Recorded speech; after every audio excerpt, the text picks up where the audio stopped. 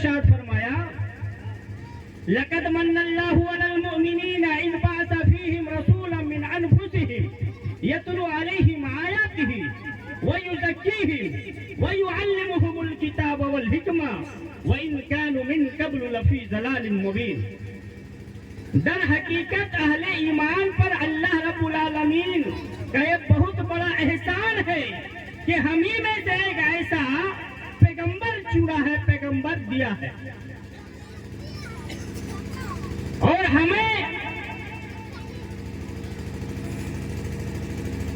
ان کی تعلیم دی ہے، کتاب کی تعلیم دی ہے، زندگیوں کو سنوارا ہے۔ حالانکہ اس سے پہلے یہی لوگ سرے گمراہی میں پڑے ہوئے تھے۔ اللہ رب العالمین نے ہم پر بے شمار احسان کیے ہیں اور ان گنت نعمتوں سے نوازا ہے۔ اللہ رب العالمین نے بہت سارے احسانات ہم پر دیے ہیں، لیکن اللہ رب العالمین نے کوئی احسان نہیں جتلایا۔ قرآن پوری پڑھ ڈالیے، کہیں آپ کو نہیں ملے گا کہ ہم نے تمہیں ہاتھ پاؤں دیے تو تم پر احسان کیا، دیکھنے سننے بولنے اور سمجھنے کی قابلیت دی تو تم پر احسان کیا۔ ہم تمہیں روشنی حاصل کرنے کے لیے ایک گولا سورج عطا کیا، تم پر احسان کیا۔ آسمان سے بارش نازل کی تو تم پر احسان کیا۔ الغرض یہ ساری کی ساری اللہ رب العالمین کی نعمتیں ہیں۔ اللہ رب العالمین کی ان تمام کی ہوئی نعمتیں دینے کے باوجود بھی اللہ رب العالمین ہم پر احسان نہیں کیا ہے،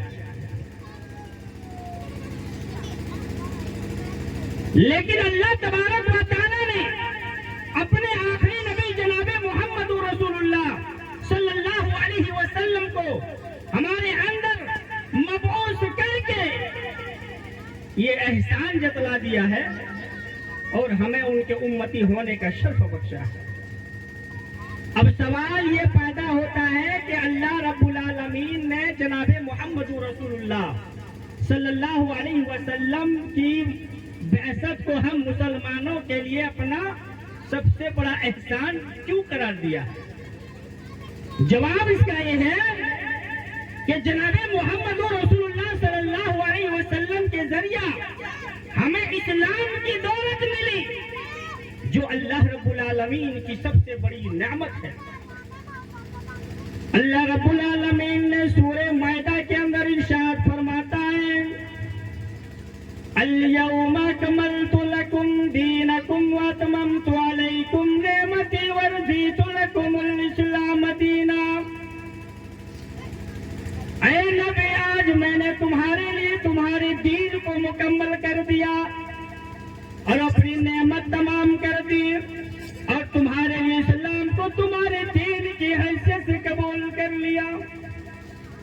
جب ہمارے لیے اسلام اتنی بڑی نعمت ہے تو وہ شخصیت ہمارے لیے کتنی محبوب اور پیاری ہونی چاہیے جس کے ذریعے اسلام ہم تک پہنچا، جس نے اپنے قول و فعل سے اس کی تعبیر و تشریح کی۔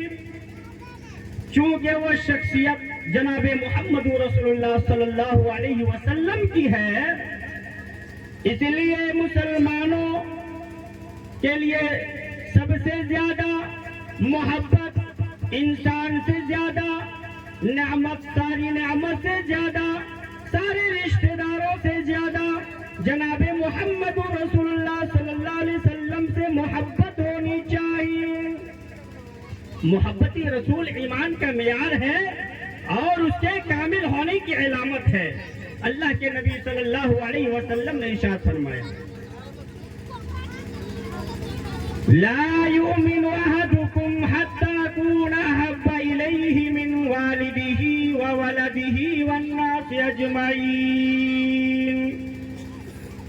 میں سے کوئی شخص کامل مومن ہو ہی نہیں سکتا ہے جب تک کہ میں اس کے نزدیک اس کے ماں باپ اس کی اولاد اور دنیا کے تمام لوگوں سے پیارا نہ بن جاؤں۔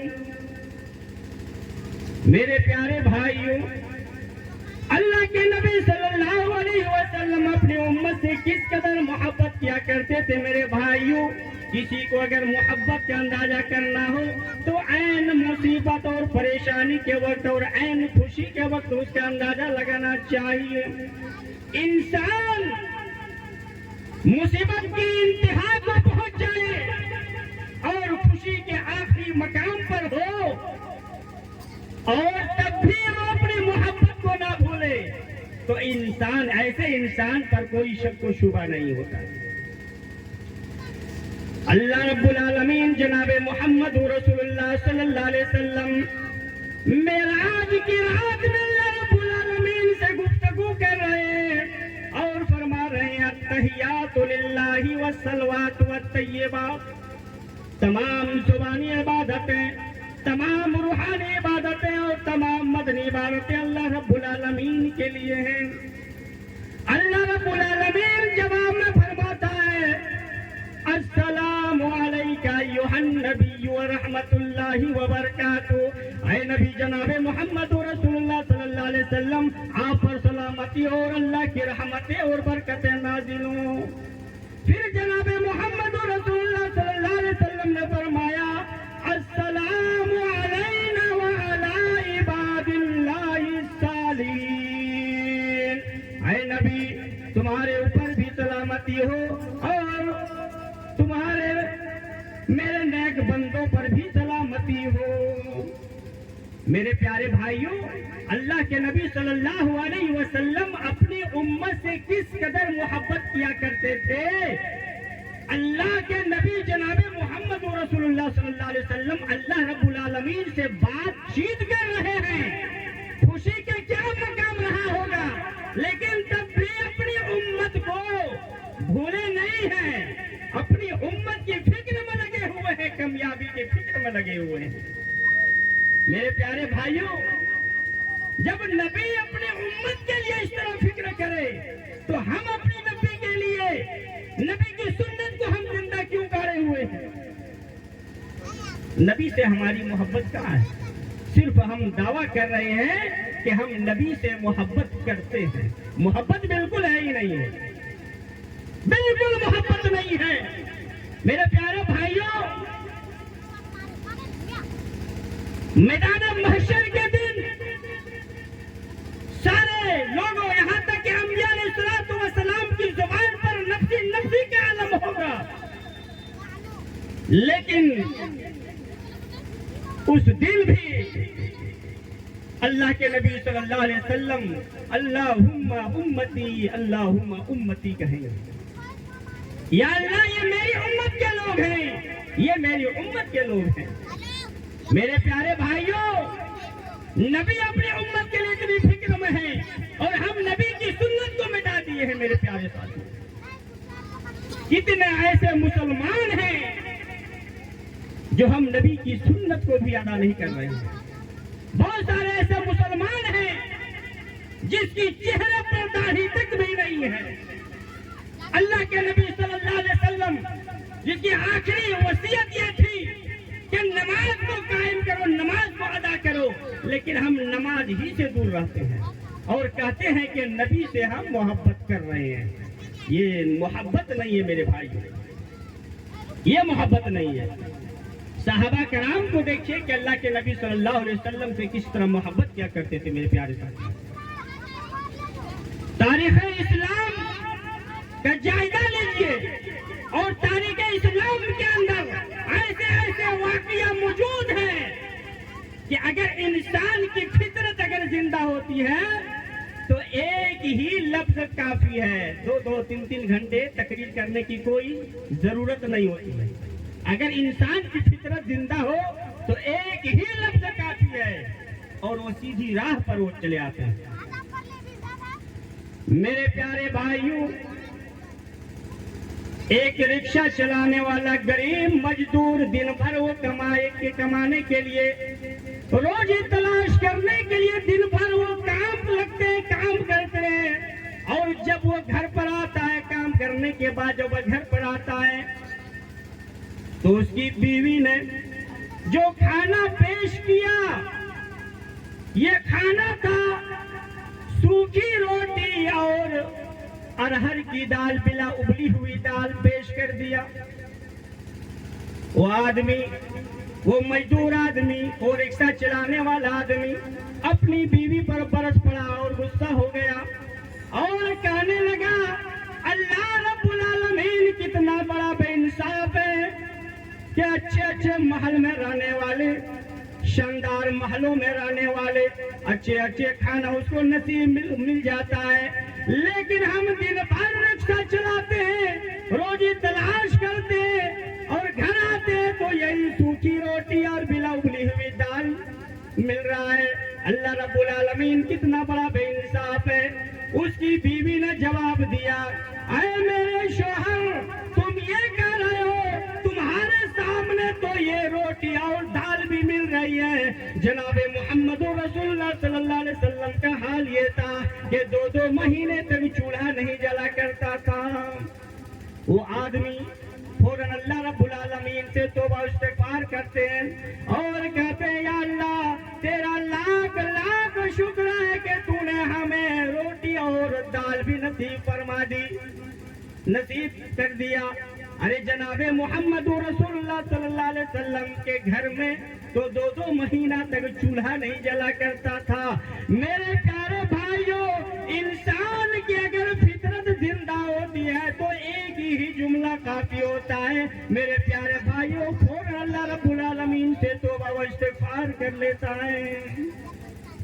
मेरे प्यारे साथियों, इंसान की अगर फितरत जिंदा होती है, मेरे प्यारे भाइयों, लंबी चौड़ी तकरीर करने से कोई फायदा नहीं है। मेरे प्यारे भाइयों, एक वाकया, तारीखी वाकया मैं बयान करता हूँ, इसके बाद हदीस की तरफ हम चलते हैं।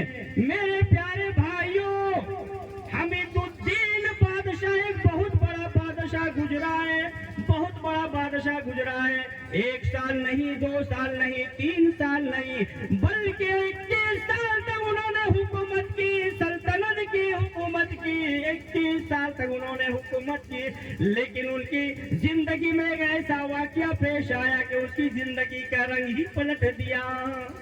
वाकया इस तरह का है मेरे प्यारे साथियों कि उनके यहाँ खजूरों का एक बहुत बड़ा बाग था और उस बाग के बीचों बीच में उन्होंने एक शानदार मकान बना रखा था कि बादशाह आएंगे, इधर उधर टहलेंगे, जब थक जाएंगे तो बादशाह उसी महल के अंदर वो आराम करेंगे। एक दिन ऐसा हुआ कि उस शानदार महल में एक लड़की को मुतय्यन कर रखा था, एक लोंडी को मुतय्यन कर रखा था, एक नौकरानी को मुतय्यन कर रखा था कि जब बादशाह आएंगे तो उनके लिए झाड़ू वगैरह, बिस्तर वगैरह लगा दिया करें। एक दिन वो लड़की उसी बादशाह का बिस्तर को साफ कर रही है, लगा रही है, झाड़ू पोछा लगा रही है, बिस्तर को बिछा दी। इसके बाद उस औरत को लोंडी, वो नौकरानी उसी बिस्तर साफ करते करते सो जाती है और सोने के बाद उसकी आग लग जाती है। जब बादशाह उधर इधर से टहल कर आया, अपने महल में आराम करने के लिए आया, तो देखा कि मेरे बिस्तर पर वही नौकरानी लेटी हुई है। अब वो बादशाह क्या किया कि वो चाबुक निकाला जिससे वो घोड़े को मारा करता था, उस चाबुक से उस लड़की को, सोती हुई लड़की को एक चाबुक मारा, उसकी आंख खुल गई। फिर इसी तरह 10 चाबुक लगाया, वो खिलखिला कर हंस रही है। बादशाह को ताज्जुब हो गया कि क्या ये लड़की को चोट नहीं आ रही है, हमने उसको 10 चाबुक मारा, लेकिन जितने चाबुक मार रहा हूं ऐसी इतनी ज्यादा खिलखिला के वो हंस रही है। बादशाह को हैरत हुई। बादशाह ने कहा कि अरे औरत, अरे लड़की, अरे लोंडी, बताओ क्या तुम्हें चोट नहीं लग रही है? हम तुम्हें चाबुक से मार रहा हूँ और तुम हंस रही है। اس لونڈی کا جواب سنو میرے بھائیوں. لونڈی نے جو جواب دیا وہ سننے کا لائق ہے. اگر انسان کی فطرت زندہ ہوتی ہے تو ایک ہی جملہ کافی ہوتا ہے. اس لڑکے نے جواب دیا, بادشاہ سلامت مجھے چوٹ تو لگ رہی ہے, مجھے درد تو ہو رہی ہے, لیکن اے بادشاہ سلامت ایک تھوڑی سی آرام کے لیے, تھوڑی سی آنکھ لگ جانے کے لیے اتنی بڑی سزا ہے, اتنی بڑی سزا ہے. جو اس بستر پر روزانہ آرام کرتا ہے, روزانہ سوتا ہے, اس کے لیے کتنی بڑی سزا ہونی چاہیے. میرے پیارے بھائیوں, بادشاہ نے 21 سال تک حکومت کی. بادشاہ نے اپنی سلطنت کو ٹھکرا دیا اور اپنی سلطنت کو ٹھکرا کر علماء کرام کی صحبت میں لگ گئے اور دین کی کام کرنے لگے. میرے پیارے ساتھیوں, ایک ہی جملہ کہی اس لڑکی نے کہ وہ بادشاہ نے 21 سال کا حکومت کو ٹھکرا دیا اور عالم دین کے سامنے آیا, اور جو بچی ہوئی زندگی تھی وہ دین کے کام میں انہوں نے خرچ کر دیا. میرے پیارے ساتھیوں, ایسے ایسے واقعات اگر انسان کی فطرت زندہ ہوتی ہے تو ایک ہی جملہ کافی ہوتا ہے. میرے بھائیوں, 2 گھنٹے تقریر کرنے سے کوئی فائدہ نہیں. اب آئیے, صحابہ کرام کس طرح اللہ کے نبی صلی اللہ علیہ وسلم سے محبت کیا کرتے تھے. میرے پیارے ساتھیوں, ہمیں بھی چاہیے کہ ہم اسی طرح محبت کریں, صحابہ کرام کے نقش قدم پر ہم چلیں. میرے پیارے بھائیوں, اللہ کے نبی صلی اللہ علیہ وسلم سے محبت کرنے والے صحابہ کو دیکھیے کہ اللہ کے نبی صلی اللہ علیہ وسلم جب بلغم کو تھوکتا تھا تو اس بلغم کے لیے سب دوڑ پڑتے تھے.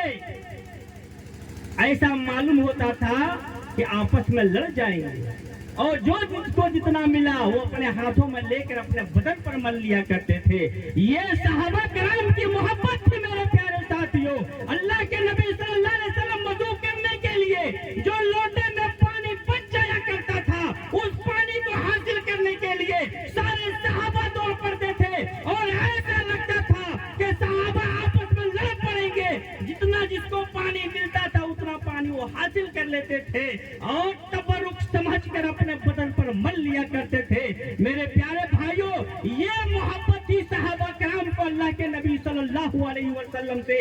میرے پیارے بھائیوں, صحابہ کرام نے کہا کہ ہم نے کسی بادشاہ کی اتنی تعظیم کرتے ہوئے نہیں دیکھا جتنا ہم نے جناب محمد رسول اللہ صلی اللہ علیہ وسلم کی تعظیم کرتے ہوئے ہم نے دیکھا. یہ محبت تھی. جب اللہ کے نبی صلی اللہ علیہ وسلم گفتگو کیا کرتے تھے تو سارے صحابہ کرام خاموش ہو جایا کرتے تھے, سامعین تو خاموش ہو جایا کرتے تھے کہ اللہ کے نبی صلی اللہ علیہ وسلم گفتگو کر رہے ہیں. یہ محبت تھی. میرے پیارے بھائیوں, میرے پیارے ساتھیوں, اب آئیے صحابہ کرام کس طرح محبت کیا کرتے تھے اللہ کے نبی جناب محمد رسول اللہ صلی اللہ علیہ وسلم سے. کہ سیرت النبی میں آیا ہے, سیرت النبی میں آیا کہ مشرکین نے اللہ کے نبی صلی اللہ علیہ وسلم کے مکان کو گھیر رکھا تاکہ عرب کے بڑے بڑے سردار, قبائل کے سردار بیک وقت اللہ کے نبی صلی اللہ علیہ وسلم پر حملہ کر دیں گے اور عرب کے سارے قبائل پر خون کی ذمہ داری ان پر لگ جائے. میرے پیارے ساتھیوں, اللہ کے نبی صلی اللہ علیہ وسلم حضرت علی سے کہہ رہے ہیں, اے علی میرے بستر پر سو جانا, اے علی میرے بستر پر سو جانا, اور میں مدینہ جا رہا ہوں اور دیکھو مکہ کے کچھ امانتیں میرے پاس رکھی ہوئی ہیں, یہ امانت ہے دے کر تم بھی مدینہ چلے آنا. میرے پیارے بھائیوں, مشرکین نے اللہ کے نبی صلی اللہ علیہ وسلم کے مکان کو گھیر رکھا ہے اور اس میں علی کو حکم دے رہا کہ علی تم اس بستر پر سو جاؤ, میں مدینہ جا رہا ہوں. میرے پیارے بھائیوں, علی رضی اللہ تعالیٰ عنہ نے لبیک کر لیا, اللہ کے نبی صلی اللہ علیہ وسلم کی بات کو ٹالا نہیں. علی رضی اللہ تعالیٰ عنہ نے کہا, اے اللہ کے نبی صلی اللہ علیہ وسلم بے شک ہم آپ کے بستر پر سو جائیں گے. سو گئے. ہوئے میرے پیارے بھائیوں علی اس بستر پر سونا یعنی موت کو دعوت دینا تھا، اس لیے کہ مشرکین اللہ کے نبی صلی اللہ علیہ وسلم کے قتل کے در پہ تھا، اور اس جگہ علی رضی اللہ تعالیٰ عنہ کو سلا کر اللہ کے نبی صلی اللہ علیہ وسلم مدینہ چلے جاتے ہیں۔ میرے پیارے بھائیوں حضرت ابو بکر صدیق رضی اللہ تعالیٰ عنہ اللہ کے نبی صلی اللہ علیہ وسلم راستے میں جا رہے ہیں، مشرکین پیچھے کیا ہوا ہے، تعاقب میں لگا ہوا ہے۔ میرے پیارے بھائی حضرت ابو بکر صدیق رضی اللہ تعالیٰ عنہ اللہ کے نبی صلی اللہ علیہ وسلم چلے جا رہے ہیں۔ ابو بکر کی محبت دیکھے میرے پیارے ساتھی، اللہ کے نبی صلی اللہ علیہ وسلم کس طرح سے محبت کیا کرتے تھے۔ راستہ میں چل رہے ہیں، ابو بکر رضی اللہ تعالیٰ عنہ کبھی آگے کو کود کر چلے جا رہے ہیں، پھر کچھ دیر کے بعد ابو بکر رضی اللہ تعالیٰ عنہ بائیں کی طرف کود کر چلے جا رہے ہیں، پھر کچھ دیر کے بعد دائیں کی طرف کود کر چلے جا رہے ہیں، پھر کچھ دیر کے بعد پیچھے کو ابو بکر رضی اللہ تعالیٰ عنہ رہ جاتے ہیں، پھر آگے کو کود جاتے ہیں۔ اللہ کے نبی صلی اللہ علیہ وسلم کر رہے ہیں اے ابو بکر یہ کیسا چل رہا ہوا، صحیح چلا کرو اے ابو بکر، کبھی آگے چلے جا رہے ہو، کبھی دائیں چلے جا رہے ہو، کبھی بائیں چلے جا رہے ہو، کبھی پیچھے کو ہو جا رہے ہو، اے ابو بکر صحیح چلا کرو۔ ابو بکر کا جواب سنو، ابو بکر رضی اللہ تعالیٰ عنہ نے کیا کہا، اے اللہ کے نبی صلی اللہ علیہ وسلم مجھے ڈر ہوتا ہے کہ دشمن آپ کو آگے سے حملہ کرنے کے لیے آ رہا ہے تو میں آگے کو کود کر چلا جا رہا ہوں، مجھے یہ خیال ہوتا ہے کہ اللہ کے نبی صلی اللہ علیہ وسلم دشمن بائیں کی طرف آپ کے لیے حملہ کرنے کے لیے آ رہا ہے تو میں بائیں کی طرف چلا جا رہا ہوں۔ اے اللہ کے نبی صلی اللہ علیہ وسلم مجھے یہ ڈر محسوس ہوتا ہے کہ بائیں کی طرف آپ پر حملہ کرنے کے لیے دشمن آ رہا ہے تو میں بائیں کی طرف چلا جا رہا ہوں۔ اے اللہ کے نبی صلی اللہ علیہ وسلم مجھے ایک خدشہ ہوتا ہے کہ آپ کے پیچھے سے دشمن حملہ کرنے کے لیے آ رہا ہے تو میں پیچھے چلا جا رہا ہوں۔ اے اللہ کے نبی صلی اللہ علیہ وسلم اگر تکلیف پہنچے تو مجھے پہنچے، اے اللہ کے نبی صلی اللہ علیہ وسلم آپ محفوظ رہیں، آپ کو کوئی نقصان نہیں ہونا چاہیے۔ میرے پیارے بھائیوں کیا محبت ہے، صحابہ کرام کو خود مت مٹنے کے لیے تیار ہو جایا کرتے تھے، لیکن جناب محمد رسول اللہ صلی اللہ علیہ وسلم کے لیے کوئی آنچ آنے نہیں دیا کرتے تھے۔ میرے پیارے بھائیوں صبح ہوتے ہی دونوں گارے سور میں پہنچ جاتے ہیں، گانے سور میں پہنچ جاتے ہیں۔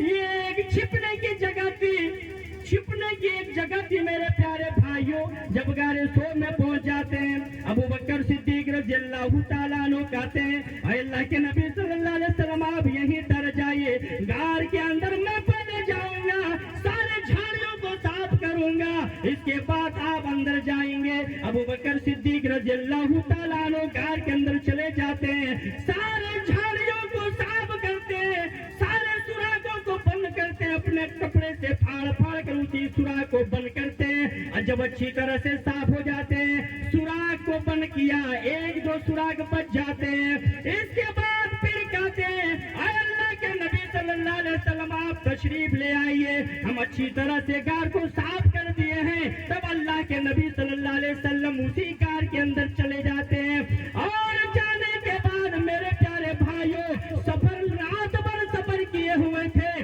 ابو بکر صدیق رضی اللہ تعالیٰ عنہ بھی تھکے ہوئے تھے، اللہ کے نبی صلی اللہ علیہ وسلم بھی تھکے ہوئے تھے۔ ابو بکر بیٹھ گئے، اسی گود میں اللہ کے نبی صلی اللہ علیہ وسلم بیٹھ جاتے ہیں۔ بیٹھنے کے بعد اللہ کے نبی صلی اللہ علیہ وسلم کی آنکھ لگ جاتی ہے، نیند آ جاتی ہے، آنکھ سوتی ہے مگر دل جاگتا ہے۔ میرے پیارے بھائیوں اللہ کے نبی صلی اللہ علیہ وسلم حضرت عمر فاروق رضی اللہ تعالیٰ عنہ کے گود میں سو جاتے ہیں۔ سونے کے بعد ابو بکر صدیق رضی اللہ تعالیٰ عنہ جو سوراخ میں اپنے پیر رکھا ہوا تھا، اس سوراخ سے کسی زہریلے جانور نے ڈس لیا، کاٹ لیا۔ میرے پیارے بھائیوں زہر پورے بدن میں پھیل گیا، تکلیف برداشت نہیں کر پایا۔ اب ابو بکر صدیق رضی اللہ تعالیٰ عنہ جنبش بھی نہیں کر رہے ہیں، ہل ڈول بھی نہیں رہے ہیں کہ اگر ہم ہل جائیں گے تو اللہ کے نبی صلی اللہ علیہ وسلم کی آنکھ کھل جائے گی، آنکھ کھل جائے گی۔ اس لیے ابو بکر صدیق رضی اللہ تعالیٰ عنہ ہل ڈول بھی نہیں رہے ہیں، لیکن جو ہی زہر زیادہ پھیلنا شروع ہو گیا، تکلیف زیادہ ہو گئی، برداشت باہر ہو گیا، تب ابو بکر صدیق رضی اللہ تعالیٰ عنہ کی آنکھوں سے گرم گرم آنسو اللہ کے نبی جناب محمد رسول اللہ صلی اللہ علیہ وسلم کے چہرے مبارک پر پڑ جاتے ہیں۔ پڑھنے کے بعد اللہ کے نبی صلی اللہ علیہ وسلم کی آنکھ کھل جاتی ہے، دیکھ رہے ہیں کہ ابو بکر صدیق رضی اللہ تعالیٰ عنہ جانوں کا تار رو رہے ہیں اور آنکھوں سے تارے مبارک بھیگ چکی ہے۔ اللہ کے نبی صلی اللہ علیہ وسلم فرما رہے ہیں کہ ابو بکر یہ کیا معاملہ ہے، تمہیں کس چیز نے رلایا؟ اے ابو بکر تم کیوں رو رہے ہو؟ تمہاری آنکھوں سے آنسو کیوں بہ رہا ہے؟ اے ابو بکر کیا بات ہے ذرا بتاؤ۔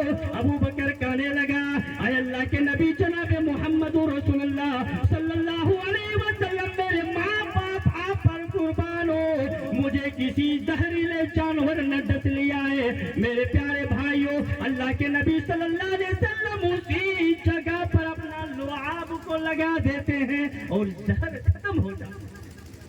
یہ محبت تھی صحابہ کرام کو اللہ کے نبی صلی اللہ علیہ وسلم سے۔ میرے پیارے